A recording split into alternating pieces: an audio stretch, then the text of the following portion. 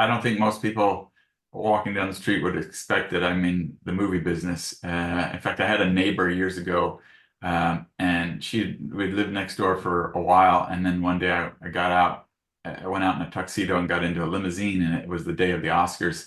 And when I came back, she said, "Did you go to the Oscars?" And I said, "Yeah." And she says, "Well, I thought you were like an accountant or something."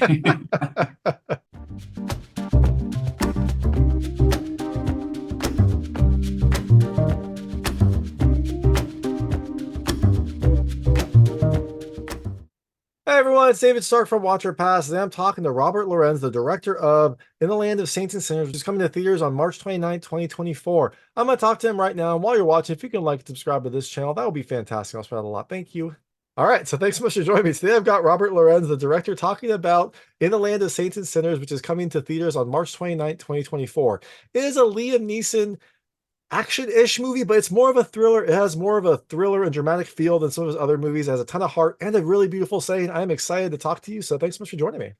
Thank you so much. Thrilled to be here. Of course. So, first question, how did you get involved in this project? This is, I think, like your third movie, and it's not like you've been doing them back to back to back. So what, got you interested in this project, and what made you want to step into the director's seat to take on this film?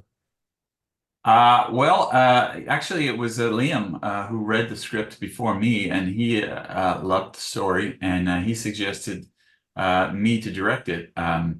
We had had such a good time working together on The Marksman, and so I was thrilled and flattered that he sent it to me. I really loved the story. I didn't know, why anybody would send it to me necessarily, even though I do have Irish roots. My great grandparents came from Ireland. I have O'Callaghan and a Duffy ancestry, but nobody knew that. So I don't see why anybody would have sent it to me other than because of Liam. But I'm thrilled that he did, because I really, really loved the story, and I would really loved the idea of going to Ireland to film it. No, for sure. It's a beautiful place. And also when Liam Neeson tells you to do something, you kind of have to, because you don't want to get on his bad side. You see what he can do, right? Yeah, but he's really one of the kindest, gentlest people you could know. And he's got a great sense of humor. He's just a real joy to work with. And I'm at that point in my career. I really want to work with people that I enjoy spending time with. It's no fun getting stuck on a movie with somebody who's got a bad attitude. Yeah, for sure. And this seems like a fun place to be stuck as well. Like you said, you got to film in the beautiful Irish countryside. How Yeah. did you find this village? Was this someplace that Liam Neeson suggested, or did you just scout out a small Irish village that would fit? Like, how did you find this beautiful place? No, actually, it was specifically written into the script, Donegal, in this little town in Glenconkeel. And I asked the writer about that, and he said he had been traveling around the country and he had ended up there, and he was inspired to write the story. So when I first arrived in Ireland, I told the locations people they wanted to show me some places that were very convenient to Dublin. And I said, okay, but I want to see this small town because I want to understand why he set it there. So they said, well, it's very remote. You have to drive 3.5 hours. I said, okay. So we drove out there. And then when I got there and I saw those epic cliffs and the fact that this town was really a picture in time, there wasn't modern architecture or highways. It was really kind of, you felt like you were back in the 70s. So I said, oh, I understand why he was inspired. This is where we have to film this movie. Yeah, for sure. No, it definitely, one of the things I loved is just how authentic this feels. And it sounds like a lot of that just came from your location that you chose, which is perfect. When you're making a movie that you don't have to do too much to change it up. You can just kind of like have the character be there and don't have to create a set for this movie. Yeah, well, that and then because I'm not Irish. Well, I'm Irish ancestry, but I can't distinguish dialects and accents. So I wanted to cast the movie entirely with Irish actors, and then I used an entirely Irish crew, with the exception of a couple people. Um, so yeah, that all of that was with the intention of trying to make this as authentically Irish as possible. That's awesome. And I assume every day you had like some sort of like stewed beef and potatoes just to kind of keep that going. Some sort of like Irish stew every day for dinner. Yeah, it was a strange. We filmed this. We were still under COVID restrictions. They're all wearing masks, and so we didn't have a catering truck. They brought us. We all had to like sit separately, and they would just bring you your lunch, and usually it was like in a cup, and you'd open it up, and you just dig out whatever was in there. It was always very good, whatever it was. It was a strange situation for eating. Keeping it authentic. I love it. And I love the cast as well. You know, you already mentioned Liam Neeson, how you got involved. I love Kerry Condon in this film. And then Jack Gleeson, I was shocked. I think was my favorite character in the movie. I didn't recognize him from Game of Thrones. I was looking it up later and I was like, who is this wonderful Yeah. firecracker evil person? And it turned out it was Jack Gleeson. Like, how did they get involved? They were so much fun to see. I give credit to Louise Kiley, our casting director. She brought him in. That role was really appealing to a lot of actors. A lot of young men really wanted it, and I just saw tons of them, and they were all, so many of them were great. But Jack just stood out to me, and because it's a tricky role. You got to believe that he's a little bit crazy that he could be doing this at a young age, but also he's got to have heart and he's got to have some intelligence, and you know, Jack has all those things in spades, and or at least he brings them out on screen, and so it's such an important role because it sort of captures the redemptive aspect of it that Liam is trying to counsel this person to avoid the mistakes that he has made in his life, and so I wanted that relationship and that bond to be really strong and believable, and yeah, I thought that Jack did just a terrific job. No, for sure. And I love it because at first you're like, oh, this guy's a psychopath. Like he in most movies, he'd be the one that you like, you loathe or you get annoyed with, but he does become very lovable as you see his loyalty and you see the things he will do for his friends, and then you see kind of his backstory. I love that transformation throughout the movie. Yeah, yeah, and that's a credit to him to be able to pull that off. There were a lot of things in these different characters that were really tricky to pull off. They required good actors. For sure. And speaking of good actors, how did you get Kerry Condon involved in this movie? Kerry, well, like I said, I wanted Irish cast, so I made up a list in the beginning of the Irish women, and she was right at the top. And I was so thrilled that she was available and interested. She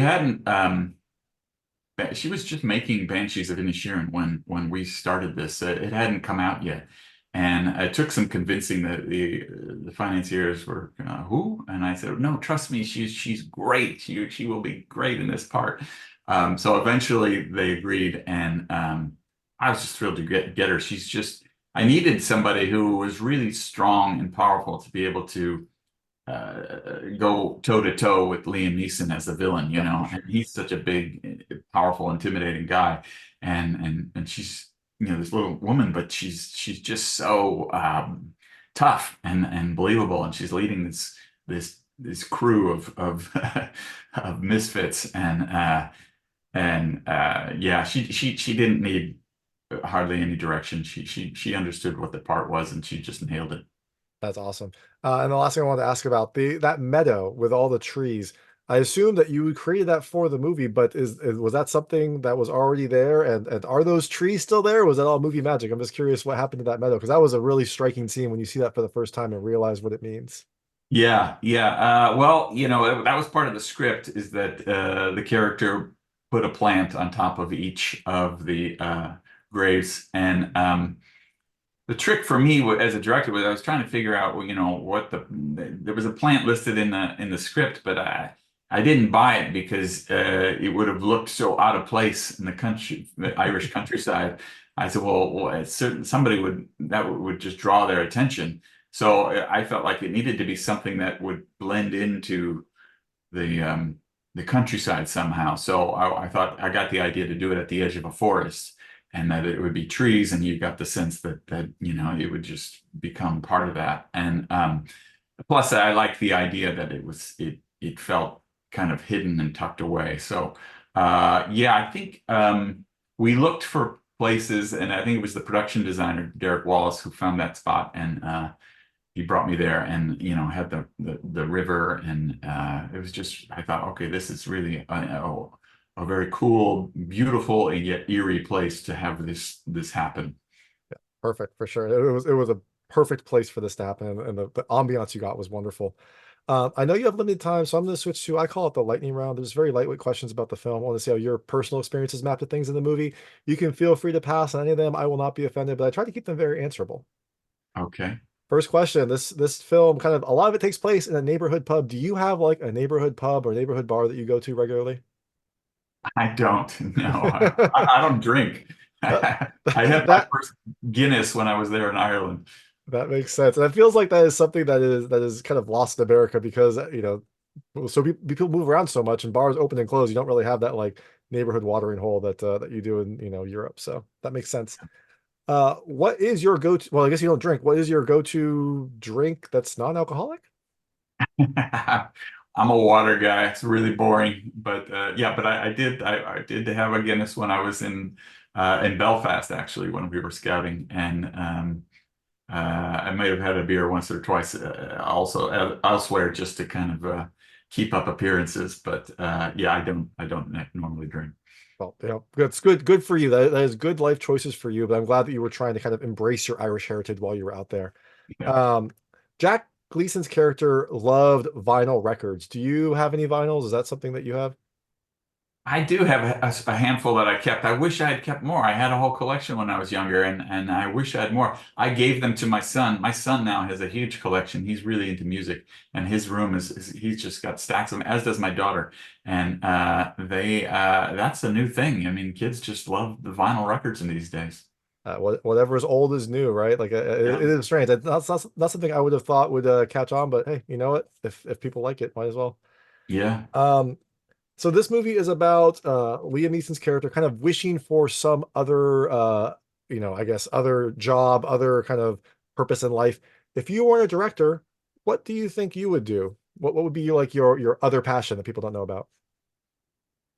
I've got a lot. I mean, I originally started out as an artist, drawing and painting, and I loved imagery, and I just thought movies would be more interesting. But I love architecture.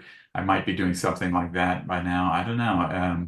I like, projects that have a beginning, middle, and end, and then you move on to something else, and just things that are creative. So that's how I ended up here. Sounds like the good job for you. And this movie is also about Liam Neeson kind of living a secret double life. Do you have a secret double life? Maybe art is your secret double life. Do you have any like hobby that people don't know about? Any kind of interest, good or bad, that people don't know about? No, I'm kind of an open book, but I don't think most people walking down the street would expect it. I'm in the movie business. In fact, I had a neighbor years ago, and we'd lived next door for a while, and then one day I got out, I went out in a tuxedo and got into a limousine, and it was the day of the Oscars. And when I came back, she said, "Did you go to the Oscars?" And I said, "Yeah." And she says, "Well," I thought you were like an accountant or something." Well, there you go. It's nice to like surprise people, right? It's nice to kind of like keep people on their toes. That's awesome. That's a great story. And the last question is, this movie had a lot of scenes with Liam Neeson and his friend shooting cans with a gun. How would you do? Would you be able to hit those cans from that distance? How are you with a gun? I'm a pretty good shot actually. I went out, we were doing American Sniper was the last time I was shooting a gun. I was out there with Bradley Cooper and Clint Eastwood. We went out to do some took a lesson from this LAPD sniper at this shooting range, and so we were all up there. But I held my own, and I got an attaboy from Clint afterwards, which was I'm very proud of. Interesting. I mean, that is a badge of honor, but also sounds like maybe you do have a secret double life you're not telling us about if you're that good of a Maybe. sniper on a whim.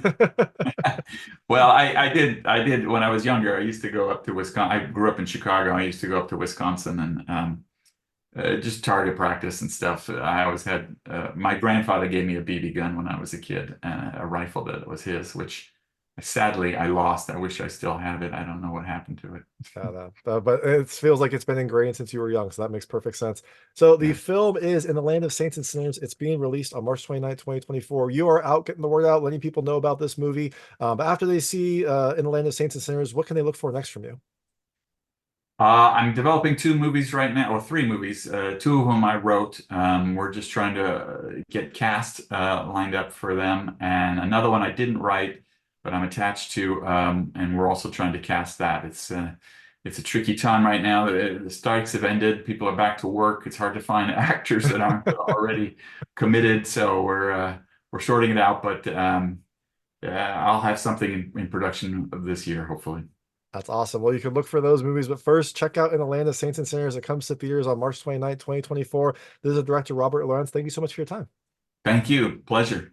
That was Robert Lorenz, the director of In the Land of Saints and Sinners, which is coming to theaters on March 29th, 2024. It is a new Liam Neeson movie that has some action, but has a lot more drama and heart and a beautiful, beautiful setting. If you like this interview, please like and subscribe to this channel. It helps me out a lot. Make sure all my new content goes straight to you. Thank you.